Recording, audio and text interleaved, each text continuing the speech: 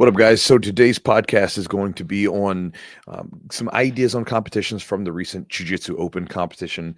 Most of these will be pretty general, so if you're interested in competing, we'll talk about some different ideas on why competing makes you better, but also, too, we'll talk about some ideas on how to get the most from your competitions if you do them. Because, again, competitions are one of those things where in jiu-jitsu, jiu-jitsu is more of a lifestyle than just a sport. Like a lot of grappling arts, like say wrestling as an example. Wrestling's kind of just a sport. It is a martial art, sort of, but we don't see it that way. We see it as a sport. And so anytime someone gets into wrestling, it's typically because they want to compete. Well, in jiu-jitsu, a lot of people get into it just because of the lifestyle element to it, right? And so competing is kind of it's still important in jiu-jitsu, but it's kind of the secondary thing. Most people in jiu-jitsu don't compete. If they compete, they don't compete often. And so that said, competitions are a facet of your jiu-jitsu that can improve your jiu-jitsu, and you can get a lot from them. They can provide some really unique and fun experiences. And when you do them, you want to be able to crack open the experience and get the most from it, because otherwise it can be something that can truly change your game and make it improve, but it can also be something where you don't get as much from it. And so we'll get into some ideas on how to do that. Big thanks to our sponsors for bringing the podcast to you. Charlotte's Web CBD. If you guys have never checked them out before, go to their website, charlottesweb.com, look through their products, see if there's anything that you like.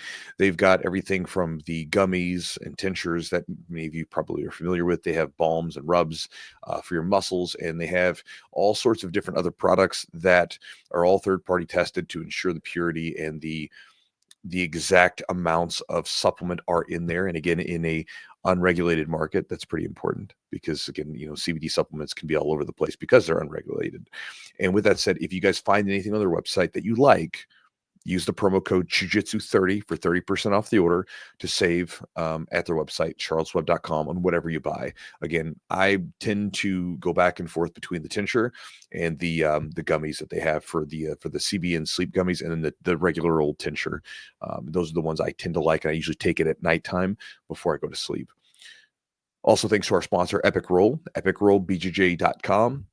They are a clothing and gear company. They make everything from t-shirts to gis to rash guard shorts and everything in between. I'll be making my new Jiu-Jitsu rash guards and shorts with them coming up soon. I just got the new design finalized. I'm getting it sent to my gym to make sure that it's exactly what I want. And assuming that it's good, it's a go. And we will have our new Jiu-Jitsu rash guards and shorts coming out. So I expect that they will launch sometime towards the end of February, early March. So, keep your eyes peeled for that. If you're on my email list, then you'll get an email about that. If you're on social media, you'll see something about it if you follow me somewhat regularly. I know sometimes the algorithms are funny and they don't post up stuff. It's interesting. Recently I've had people sometimes send me a message where they're like, dude, I didn't even realize you're still posting stuff, because they follow me on like Instagram or something. And Instagram will just feed you different stuff, and some people get turned off and some people get on, right? And so it is what it is. But if you guys follow me, you'll find out more information about it coming up soon. But if you guys go to their website and you would like to save some money on anything that they already make, they make some great stuff, great designs, good stuff. But it's at their website, epicrollbjj.com, and the promo code is Chewjitsu20 for 20% off the order. Also, if you guys would like to support the podcast and get some extra perks, you can join our Patreon specifically for the podcast at patreon.com/the Chewjitsu podcast. And when you join up, you'll get access to a bunch of exclusive content that we put together for the podcast specifically, some other perks and more. And if you guys would like to check out what it has, you can get more details at patreon.com/the Chewjitsu podcast. Also, guys, if you'd like to get my daily email and also get a focused jiu-jitsu ebook, if you guys have followed me for any length of time, then you know how important it is. And it kind of goes along with what we're talking about today as far as getting the most from your competitions, how important it is to have focus with your rolling. Go to my website at chewjitsu.net/join, JOIN. When you join up to get my daily email, you'll also get a focused jiu-jitsu ebook, which goes through some different strategies on adding focus to your open rolling. And the last one, guys, and this is sort of just throwing this out at you, I have some camps coming up in my gym in Louisville, Kentucky. The camps are on May 23rd through 25th, August 8th through August 10th, and June 20th through 22nd of 2025. The May camp is on side control escapes and guard retention. The August camp is on half guard, sweeps and different things of that nature. And then the June camp is on my guard passing style, my sort of slower style of guard passing that I've been using a bit of. And if you guys would like to go to any of those, you can go to my website and get more details. Or you can, find it somewhere. It's out there, right? If you want to find it, you can find it. I post it on social media and everything else. But hopefully if you guys want to join in, those are some of my favorite camps of the years. It's a chance to bring you guys into my gym and actually train with you and get to work with you and, a lot more intimately, because I keep the registration fairly small for those. So I don't let it get too, so typically we sell basically max around 20 spots per camp. And then you guys will come in and train with me and my students in my gym. We'll do some ice baths, possibly on my property. We might have a bonfire out there, whatever, eat some food, fun stuff. But it's a good chance to hang out, get some good training in, learn some stuff, and then be able to take it home back to your gym and be a little different. So if you guys want to check that out, just go to my website at jujitsutraining.com/camp. If you can't remember that, jujitsutraining.com/camp. But that's it, guys. Let's jump into this podcast and let's talk about some stuff about competition.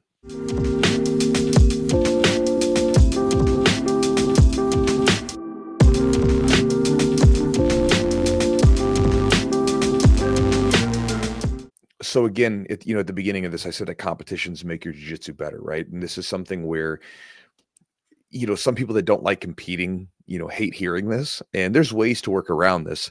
But there's some things that competitions do that make you better, that aren't necessarily just the actual intensity of it. But when you go to a competition, there's a level of urgency required with your training, and there's a level of focus required with your training that goes into it. You can think about the fact that you're getting ready to put yourself out there in front of people to battle with another human being.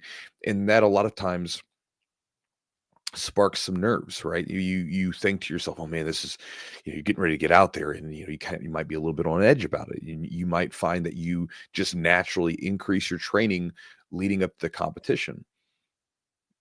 And so a lot of times what I find is that when people have a competition on the books, they have a lot more assistance with being to have, as far as willpower goes, to eat better, to drink more water, to go to sleep more like they should be, to focus more on their rolling, to get the extra drilling in, to do the extra cardio, to do all the things that they normally want to do that could lead them to get better, but they just don't do because there's no reason to do it.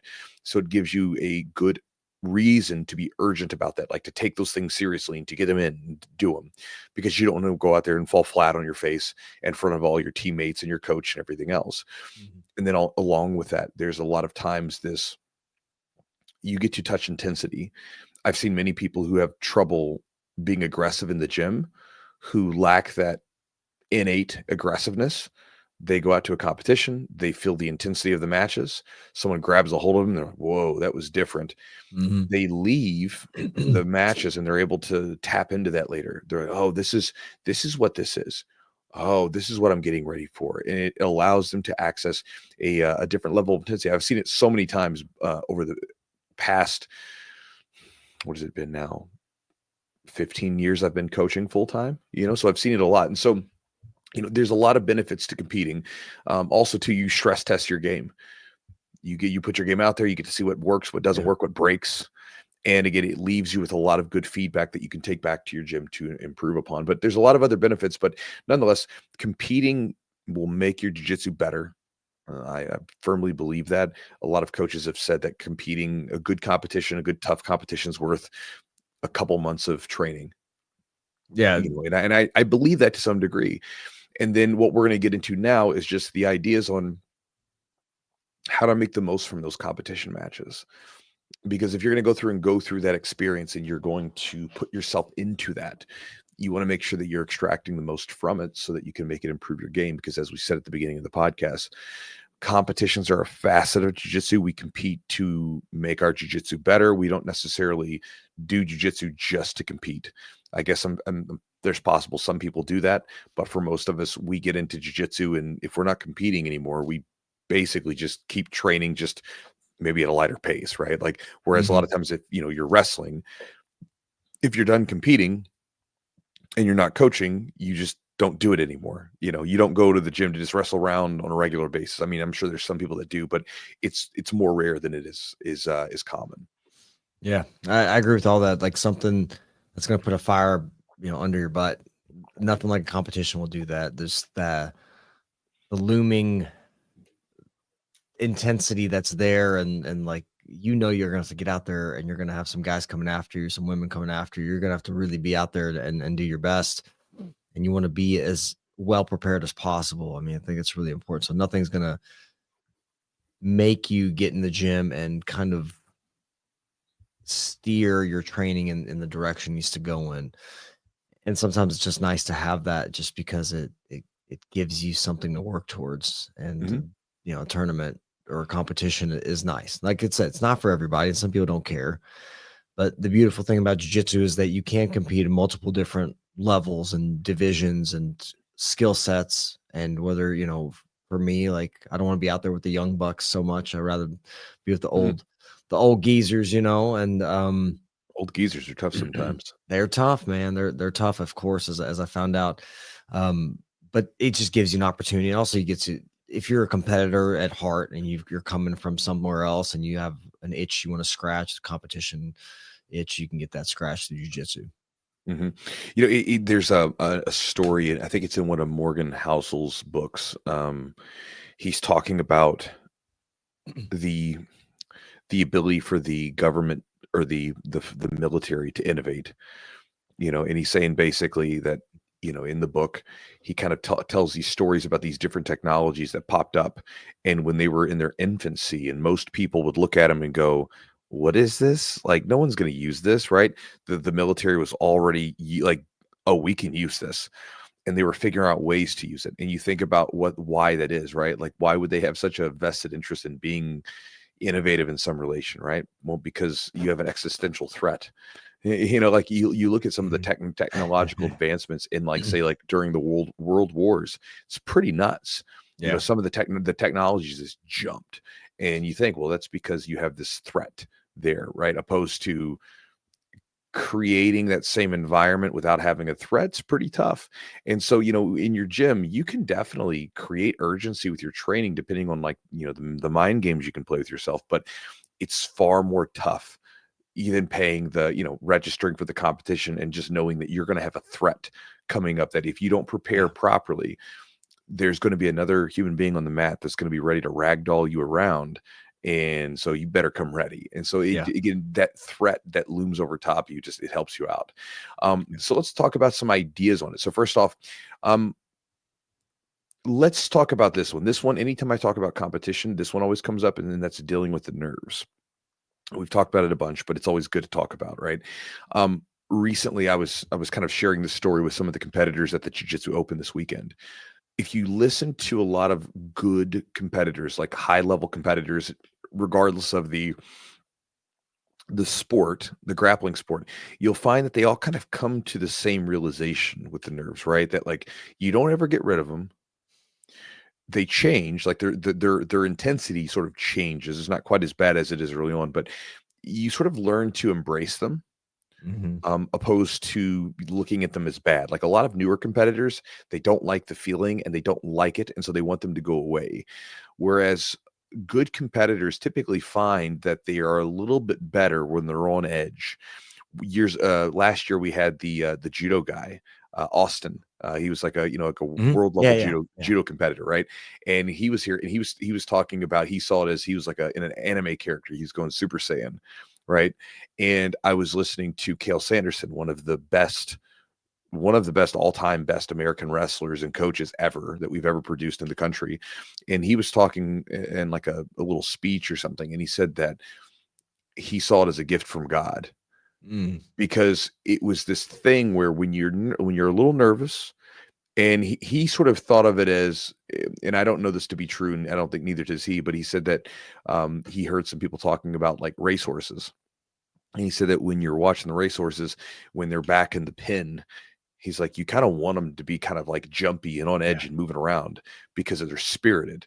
You want that spirit in them, right? You want them to come out there and be ready to go, opposed to the ones that are just sitting there, just not doing anything.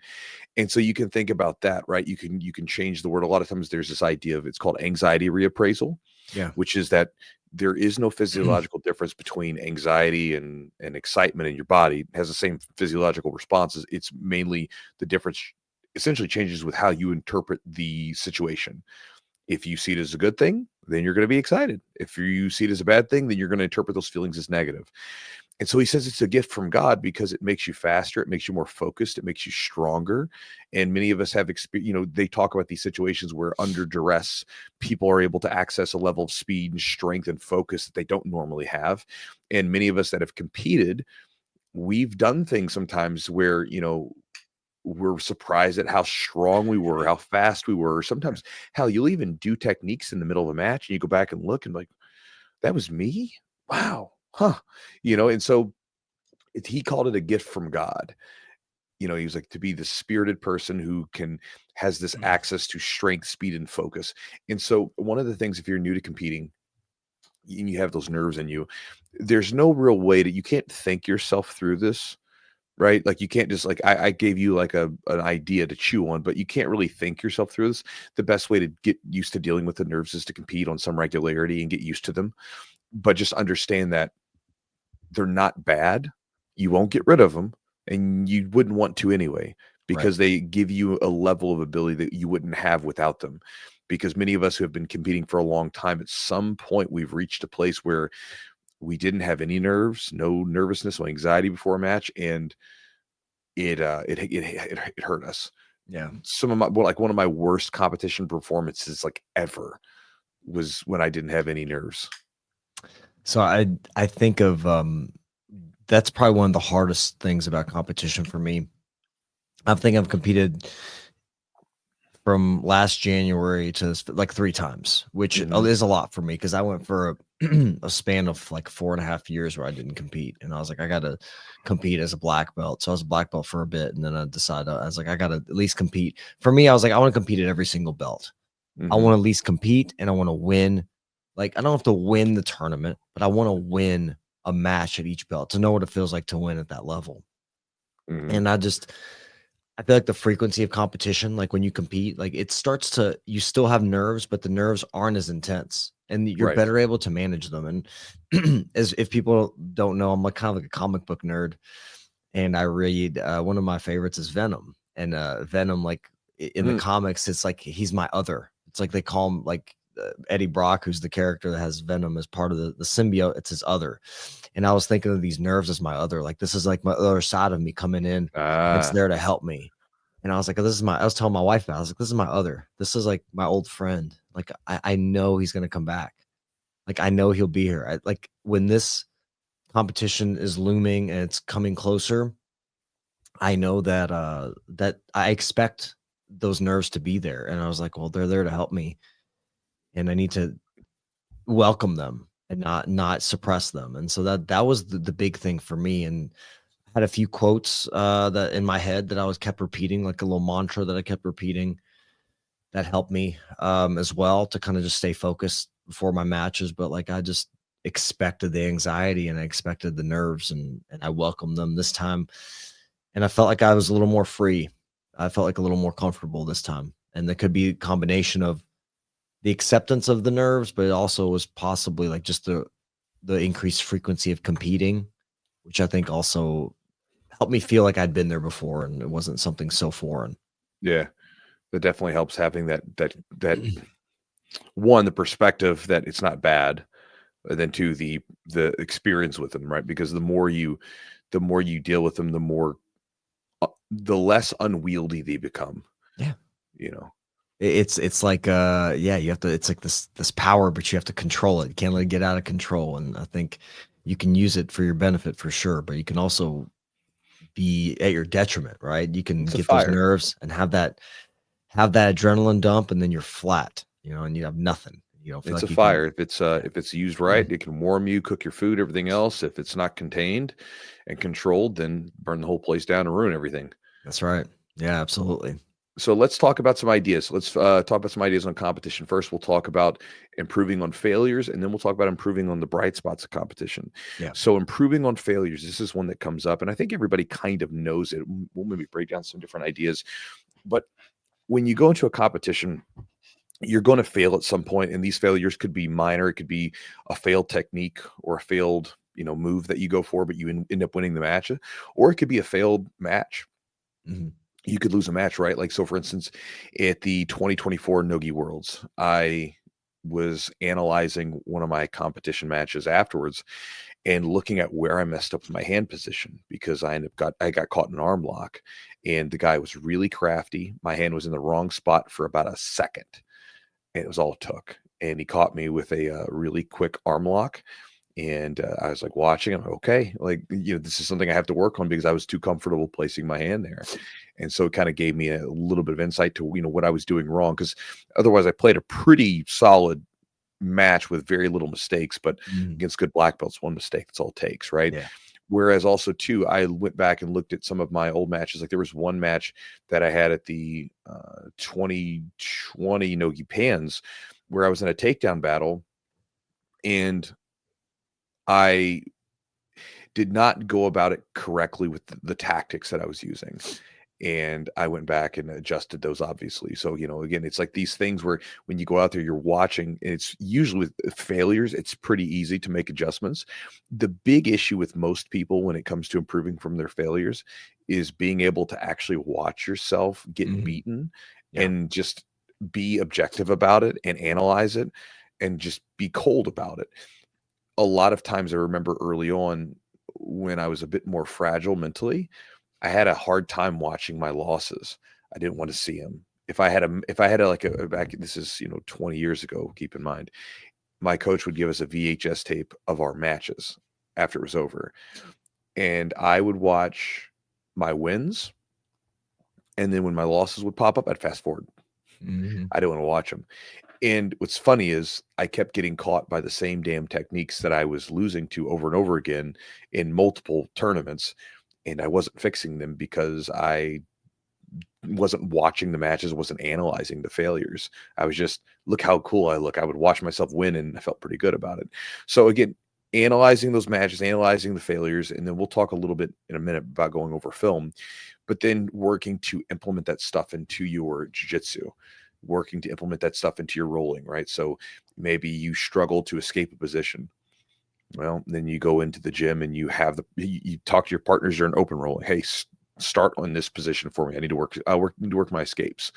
Getting there early, staying late, spending some time during open mat warming up with drilling techniques to work on specific techniques that you're working on, right? Talking to your coach even. By the way, any of you guys listening, if you're my students, if you want me to analyze your matches, send them to me in the app that we have, and I'll take a look at them and I'll give you some things to work on. But get your coach to analyze the matches with you so they can see things and maybe give you some directions from there. But again, then you have to put the work in afterwards. You can't just look at it and say, oh, okay, it's cool.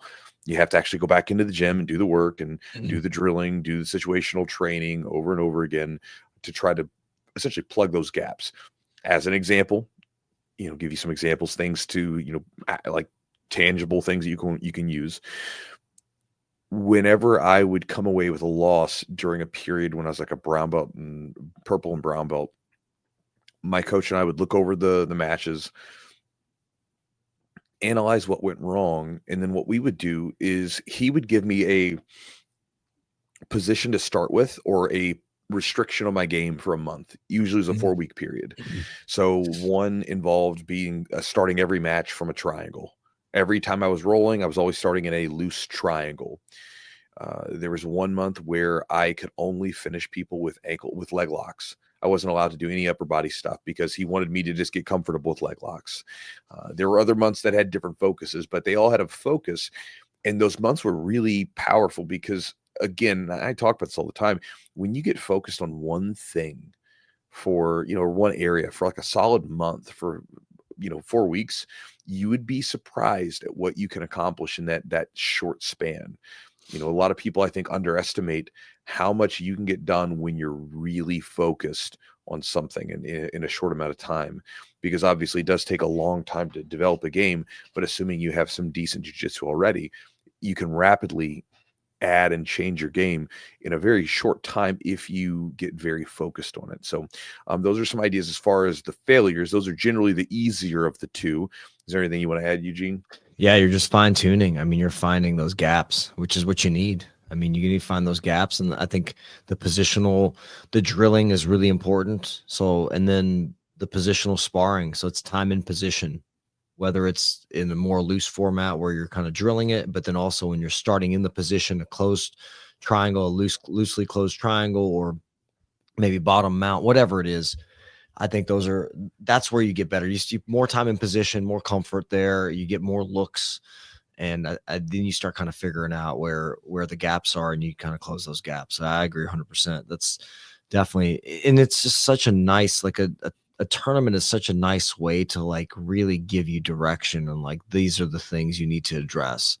If you have a bad competition, like it sucks, it's painful, but like that is so valuable. It's valuable information, and you can use that to like really fine tune where you need the work. And then, if it was me and I had a really tough loss, which I've done that before, a tough competition, I get my ass out there right away as soon as I can and try to see if I can fix those things. Because number one, it's a little bit of an ego thing too, man. I want Oh yeah. to wipe that bad taste out of my mouth. I want to go out there and get a W, at least get a better performance if it's not a W. Yeah, and I don't think that's a wrong thing. I think like, a lot of times the word ego, and I know you didn't mean it this way, but a lot of times the word No. ego gets so just demonized in jiu-jitsu, right? But if you're going to compete, if you're going to be confident, let's just say confident, you got to have a bit Sure. of an ego. You can't be confident. I mean, I'm not saying you have to, like, for instance, I'm a confident person. Obviously, I'm not like an egotistical maniac, but deep down, I know what I can do and I know what I'm capable of. So my confidence rests upon this, basically all this data from 20 plus years of doing something. Right. And so therefore, you know, it's there, right? Also, Yeah. for any of you guys that deal with imposter syndrome, one of the best ways to get over imposter syndrome is go compete, Yep. because it's something we were talking about. Like, there's no such thing as imposter syndrome in wrestling, because in wrestling you're competing. So if you get a gold medal, it's like, well, you won that gold medal. It wasn't like you just somehow like lucked into it. It's like you beat someone, right? Mhm. So very rarely is that a thing. And so yeah, like you need an ego, and going to a competition can support your ego. Can support your construction of yourself. You get a bad competition, sometimes it can hit you hard.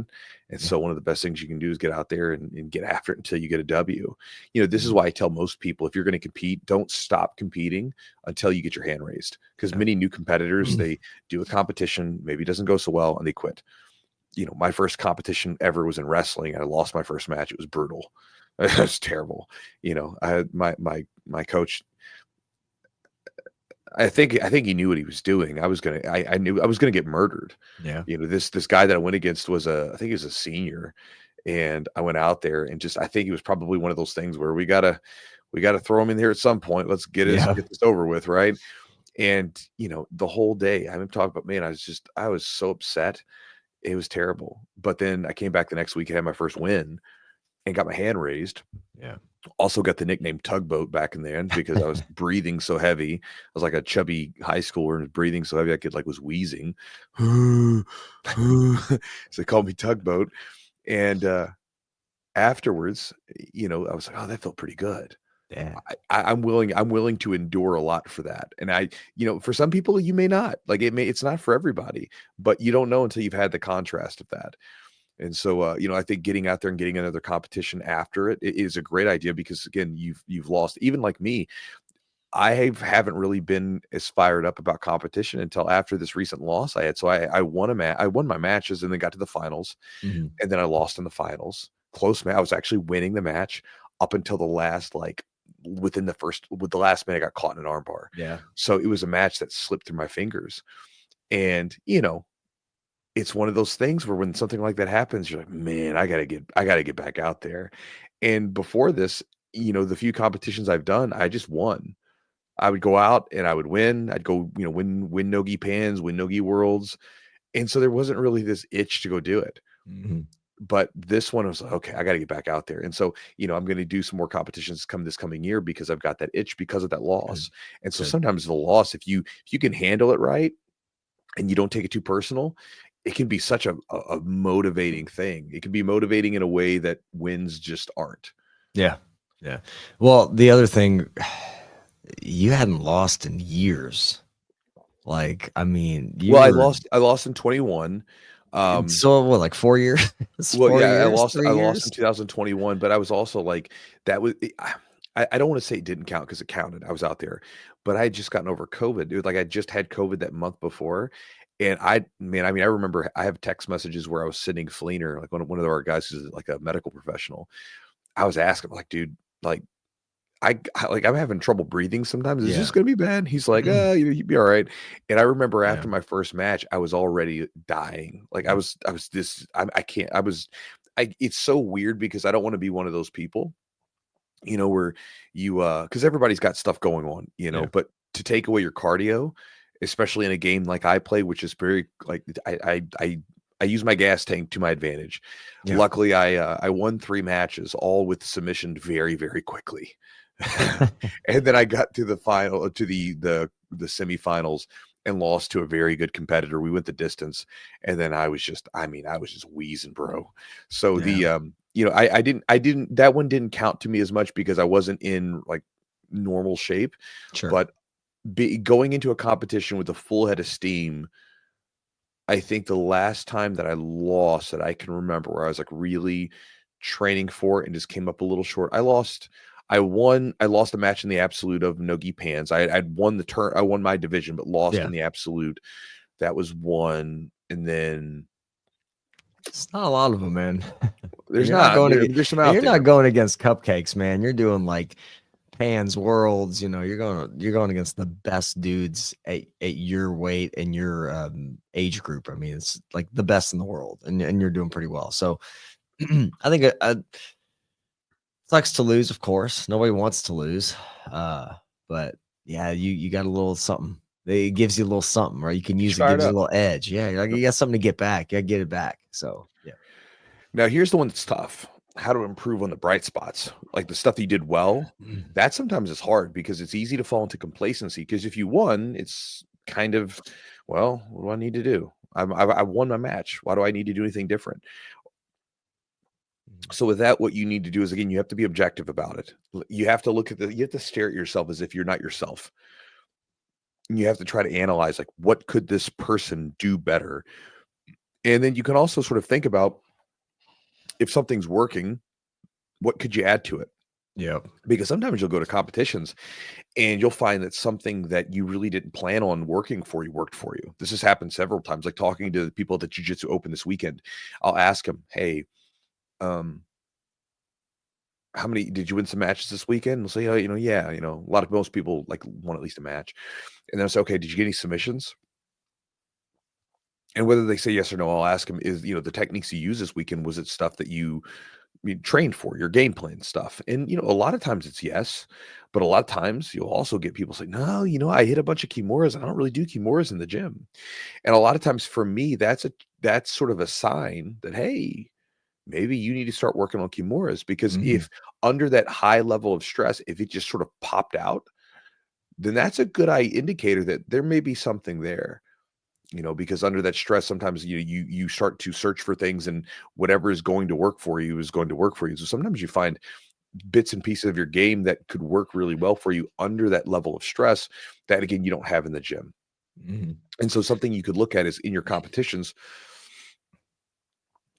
is there something that you did that is not ordinary, that's not normal for you, that's kind of like out of character for your jiu-jitsu game?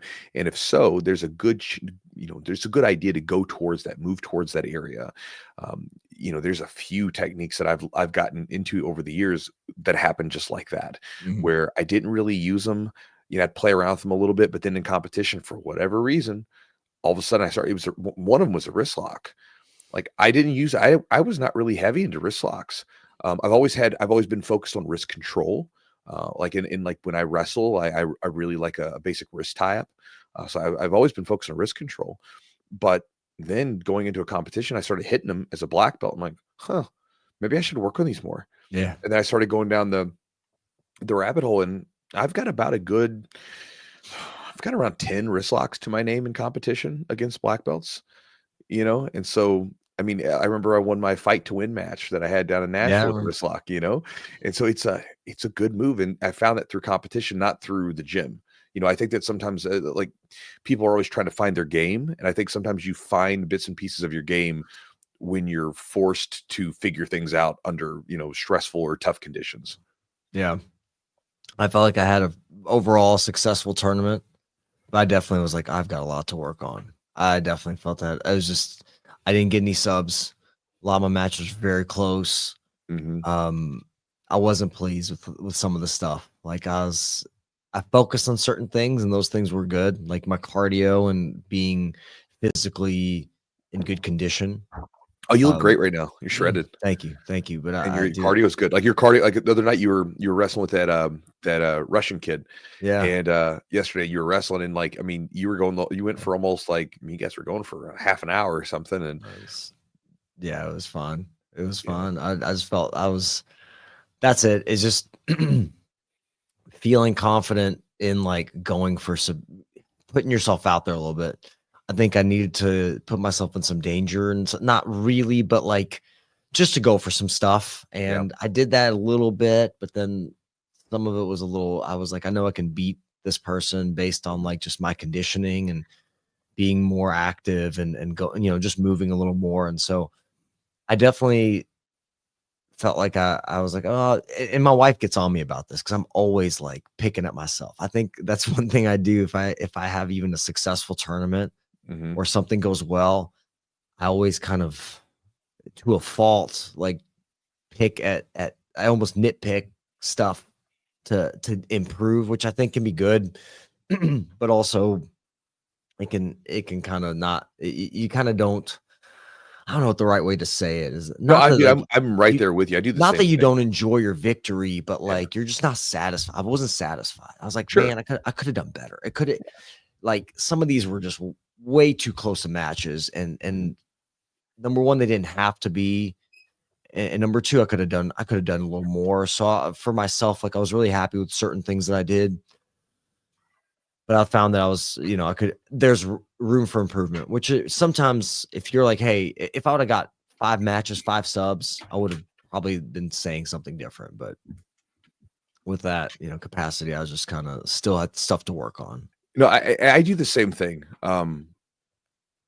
Because I can get really over analytical about my wins and just beat myself up over it if it's not the best Hmm. one. But Sure. sometimes against good people, it's just not going to be the best. So what I usually do is I give myself a sort of a mental okay, like, hey, I'm okay. Let's enjoy this for the moment. Let it be what it is, Yeah. and then I will sort of, make the note, like, I'll go back to being like an asshole to myself and figuring things out on Monday. So on Yep. Monday, I'm gonna like dig into myself and like figure out what the hell I was doing. But for today, I'm just gonna enjoy it. I'll have a celebratory beer, whatever, and call it a day. Yep. One of the things that you probably need to do getting back to it is get very focused on like get into an area and try to figure out like a submission because your submissions in the gi are a little bit more defined. I think Yeah. you probably need to start to dive into a little bit more with your no gi and figure out some specific submissions that you want to work on, and then be like just hammer those suckers, like Yeah. constantly search for them, constantly hunt for them, limit yourself to them. And so wherever you what do you think right now, like, is, and this is for you guys, this is like we're breaking this down. Sure. What do you think is your like best area submission wise when it comes to nogi I do go for against Kimuras. tough people, kimuras? Kimuras, I like Kimuras and Americanas. I like to go for those, so I'm in a good position. I've actually, I like to get in some leg locks. I know you're doing I, leg locks, but I'm playing some leg locks. I you're don't doing know, leg locks, man. but I don't think that you're confident with them enough to get into that exchange.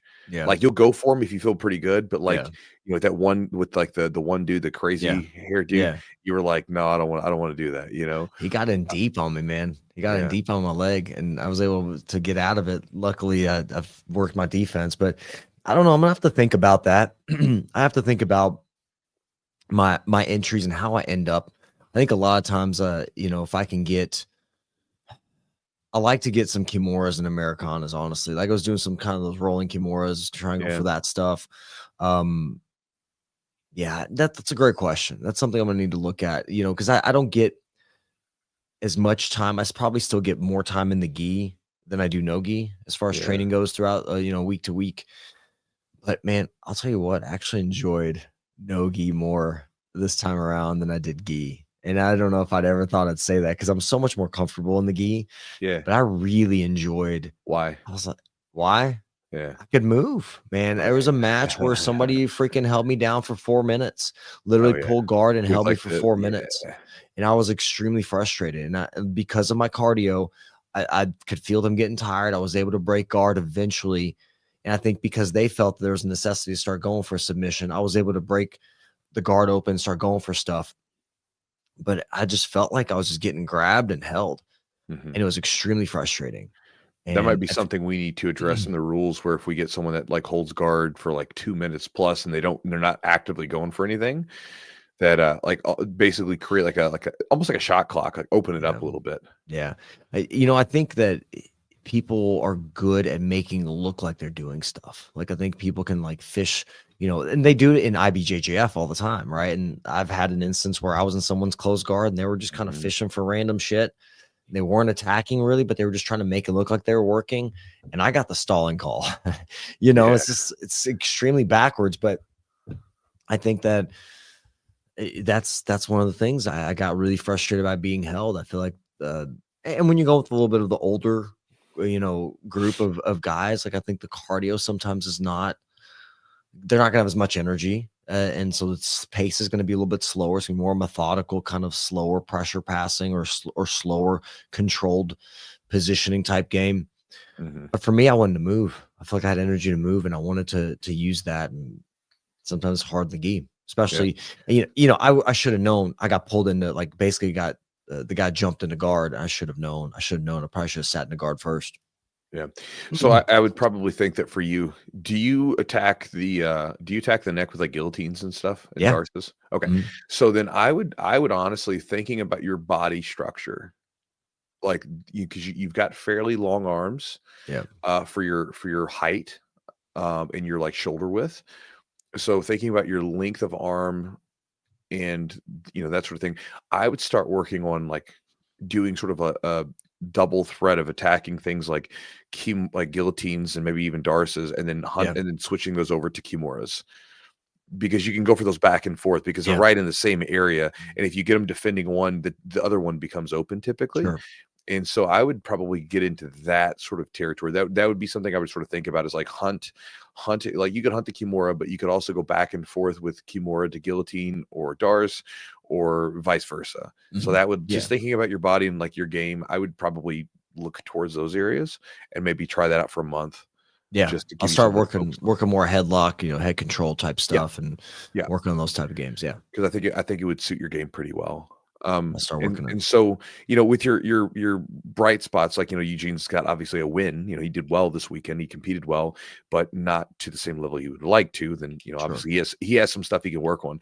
But even if you go out there and, like, there's times where, I've had pretty much flawless performances, like, where pretty much I can't look at it and I can't really pin down a mistake. I've had those competitions before where I'm pretty damn satisfied. It was like that was a either they're rare, but those are like one of Yeah. those days where you're like, "Man, that was it." Like that was one of those competitions where I don't know that I could physically do any better than that. Yeah. And on those, again, sometimes it's just about analyzing what you did do and then, continuing to work on that stuff because, Yeah. if something's working for you, then, there's nothing wrong with going back to it and continuing to sharpen it.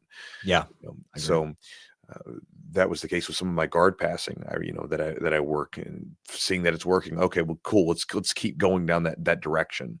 Yes. Um, some ideas on film for you guys. Eugene was talking about film because I watch a lot of film. I watch a lot of matches. I watch wrestling. I watch jiu-jitsu. I'll watch any grappling sport.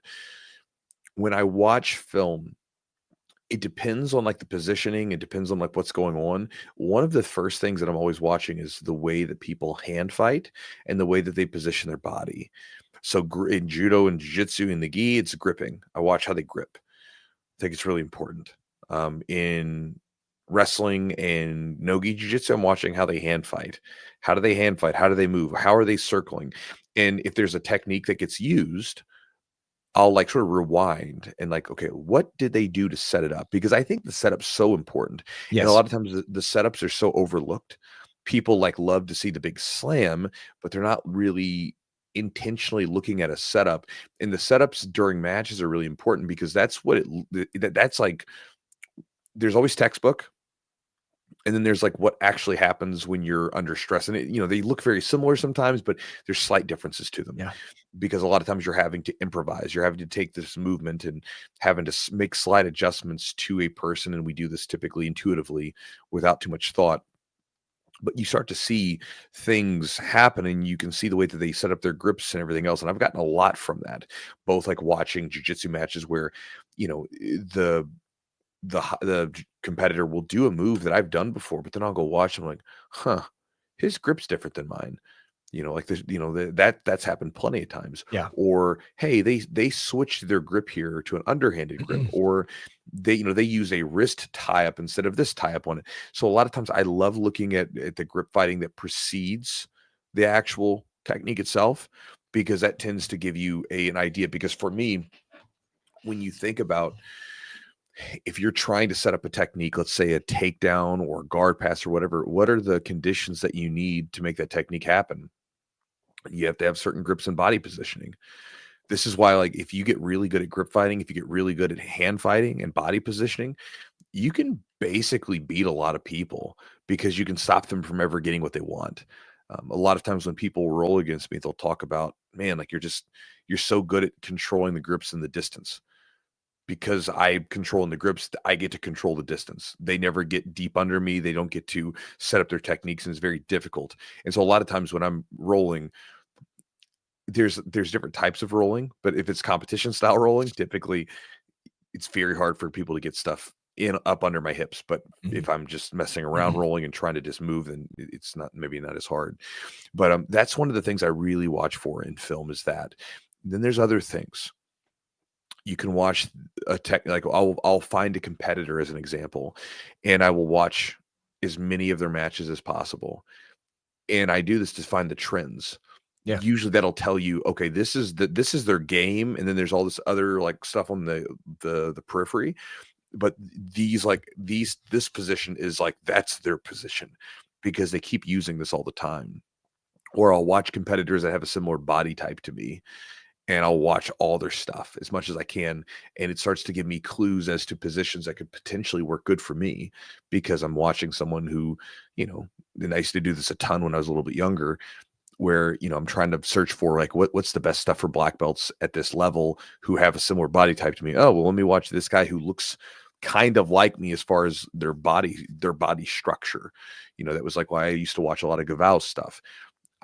I'm a good deal bigger than Govau, but as far as weight goes, but he's still similarly built in the fact that he's fairly stocky. He's not very long-legged, but he's not squatty either. He's, somewhere in between, and he's muscular. And so like watching him gave me a lot of clues as to stuff that could potentially work. And I used to watch a lot of his matches and got a lot of stuff for it. Zonde Ribeiro, I used to watch a lot of his stuff. Yeah. Because of he played a lot of butterfly guard, and I remember watching him and it's like I want to learn how he plays that, so I'd watch a lot of his matches, instructionals, things like that. And so again, there's a lot of things to watch with film, whether you're watching competition matches, instructionals, or whatever.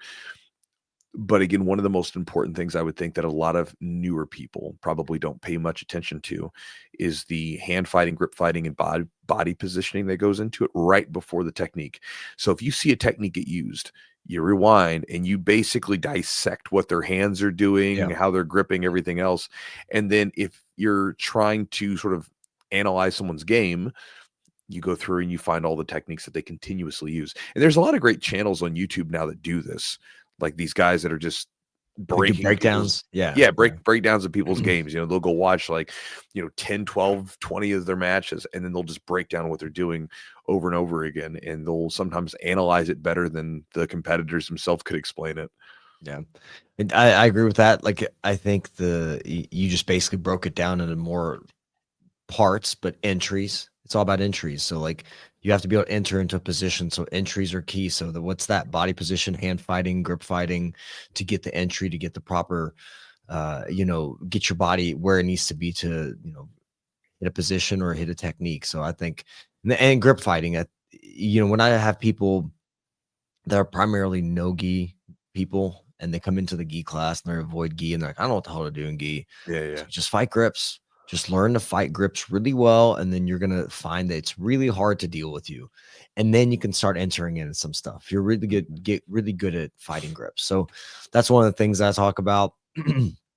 Again, there's a little bit more, I'll say a little more nuance in the gi as far as grips, because Oh, sure. fighting grips and how to break grips, it's a little bit annoying in some capacity, just because they have handles everywhere. But like if you're a no gi person, you're like, I want to hop into the gi, get good at breaking grips and getting the grips you want. And same thing goes for no-gi. And then you can start working your entries from there. Yeah. And, even when you're talking about finishes, right? I'll still watch how did they set that up? Like go Yeah. back. Yeah. What grips are they using? Rewind. Yeah. What hand positioning did they use to grab the leg, or is there anything different that they did to the arm? And sometimes it's really hard. So like for instance, that's one of the issues with watching is, for instance, my arm scoop that I do. You could watch my arm scoop from like reverse side control or reverse half guard, and it just sort of looks like, man, like why did these? I mean, I've keyboarded so many people or straight arm locked so many people from that position, but then when I do it in person, people are like, oh my god, you feel so heavy, Yeah. because there's these subtle little adjustments, and that's the only downside of it, is that with jiu-jitsu, it's very much a feeling art. You got to feel it. This is why blind people can be so good at jiu-jitsu, because it's not required to see. You have to feel it, and so and then when you find something, then you got to go out and practice it. Again, I'll Yeah. sort of stress that, right? You got to go then do the work after you find something to watch. But for me, I love watching the hand fighting, grip fighting, and the setups to the finishes, to the entries, to stuff, just everything. Just that's something I watch a lot in film when I'm watching it, is I'm trying to look for that stuff. All right, Chew. What about getting back to the gym? Like when you're getting back to the gym, like when would you say is a good time for someone to get? I mean, it's dependent on the person, but like, Right. usually the week after competition, it's a little bit more chill. But when you get back and get back at it, start increasing the intensity. What do you think? Us, for example, with the competition over this week's a relatively light week as far as the training goes, as far as the intensity goes. We're doing some play wrestling, we're getting some positional rolling, things like that. Getting in great training, but at the same time, not getting after it too hard, but still allowing people to get as much intensity as they want if they didn't compete. Usually, if you're injured, obviously that's different, but under most circumstances, I think taking a week off, or just taking a week light, is ideal, because a lot of times, usually your muscles are beat up the next day, and then after that muscle soreness is gone, your nervous system's still usually fried a little bit. Yeah. You went out there and you got to think about this. When you're out there in a competition, you are pushing yourself to the max, because if you've got 100 units of energy in your gas tank, so to speak, you will use those 100 units of energy in a 5 to 6 to 7, whatever your match duration is. You'll use them in that period, all of it there. You're not spreading it out over an hour of rolling.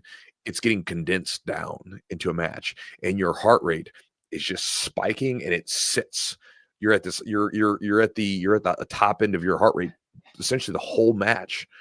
Rarely is it coming down, unless you're having maybe some slow, like sort of action or whatever. But usually, if it's a tough match, you're just sitting at a high heart rate the whole time, and that taxes your body. This is why things like Aerodyne bike and getting your heart rate up and keeping it there a little bit can be so helpful, because Yeah.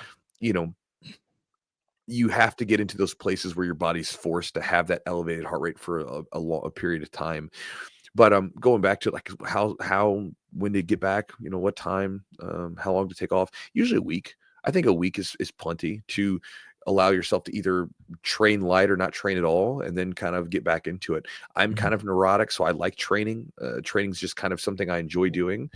So I've got to get back into the gym, but I'll generally take it very light the week after, and then usually after that, then I'll start to speed things up and begin to add the intensity in the next week. But usually that week right afterwards, I just kind of take it easy. All right, let's end with this. You just had your comp. When should you, or when is a good time to compete again? This could be very different for your goals. Maybe you just wanted to do one competition a year, and that's all you want to do. Whatever it is, when do you think, as far as when you get back on the horse? I mean, it depends on you. If you failed and you got beaten, probably sooner than later. If you've got the itch in you, plan another one out. Go get another competition. Have enough time to train and get ready for it. If that's another thing too. If you failed, you probably need to go back, figure out what mistakes you made, and then give yourself a little bit of time to address those, and then get back into it afterwards. If you're only competing once every blue moon, then that's fine. Just do it whenever you want to. But again, understand that competing is a skill, and it can depreciate. That's why they call it like, rust. People have the rust on them because they're a little shaky. So, if you're wanting to compete in some regularity, it's good to compete a little bit, at least a couple times a year, just enough to kind of keep that ability somewhat sharp. But assuming that you're competing on some regularity, I mean, usually, it's assuming you're not injured and everything else, and your game worked out all right, compete as soon as you want to. It's really dependent on the person, because we all have different goals and we have different reasons for getting out there, that whole thing. All right, guys. Hopefully you enjoyed the podcast today. Hopefully you got something from it. I know we kind of went on some tangents there, but as far as competing goes, but hopefully maybe some ideas snuck through, and you can chew on them and add them to your next period where you're getting ready for a competition or coming back from a competition. If you guys want to support the podcast, check out our sponsors, Charlotte's Web CBD. Again, they're one of the premier CBD companies out there. They make amazing products. I use them. Eugene uses them. My wife uses them. It's good stuff. And again, if you want to save 30% on the order, whether it's the tinctures, the gummies, the balms, the rubs, whatever it is, use the promo code Chewjitsu30 for 30% off the order. Also, Epic Roll, they are a clothing and gear company for Jiu-Jitsu. They make amazing products. If you guys want to check them out, epicrollbjj.com is the website. Chewjitsu20 for 20% off the order is the code that you can use at checkout. Also, keep your eyes out for the Jiu-Jitsu rash guards and shorts coming out in the near future. If you guys want to support the podcast directly, check out our Patreon. You can get all the details there at patreon.com/the Jiu-Jitsu podcast. You can get all the details as far as what you get when you join up, all the perks and everything else. But again, if you guys support us, we really appreciate it. And for all those of you guys that are our Patreons currently, thank you so much. You help make the podcast happen. And guys, if you guys want to get my daily email, you can check that out at my website, chewjitsu.net/join. When you join up, you'll get access to my daily email that I send out. And then you'll also get instant access to a ebook plus a video that goes into adding some specific ideas to basically to add focus into your training. So again, today we talked about different ideas on improving. All of them are going to require focused training. And so one of the things that you can do to improve faster in jiu-jitsu is to roll with a focus. You can get some ideas on that in my ebook at my website, chewjitsu.net/join. Also, guys, just a reminder, I've got some jiu-jitsu camps coming up that are going to be at my gym in May, June, and August. And if you guys would like to join, there's details at my website at chewjitsutraining.com. If you're in my email group and get my daily email, you'll get details about it there. If you check out social media, you can check it out at Instagram, because I'm putting out information about it now. We're about halfway full. I usually limit the registrations to 20 people per camp. This way it can be pretty intimate. I can get to know you guys and chat and actually get to know you and work with you and roll with you, versus you just being like one of 50 people or whatever. And so we're about halfway full with all the camps. If you guys want to get more details on it, check it out on my website. And other than that, thank you guys for being here as always. And we'll talk to you next week.